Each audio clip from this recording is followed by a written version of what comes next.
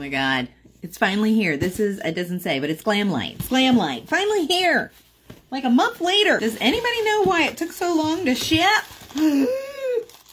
So excited. I was hot. I had to put my hair up.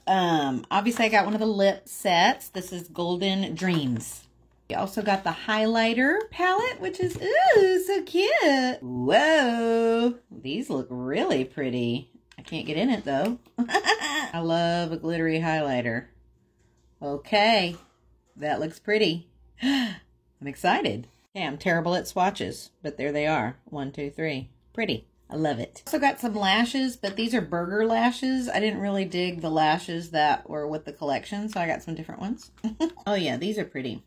I think they were on sale too, which is probably why I got them. And here's a little tip. If you feel like you're ripping boxes trying to get in open, use your tweezers. Okay, here she is. Pot 2. Ooh, fun. Love, love, love it. I really love what they did.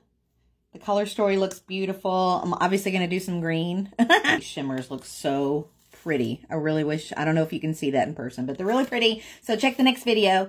Tell me what you think. Did you buy it?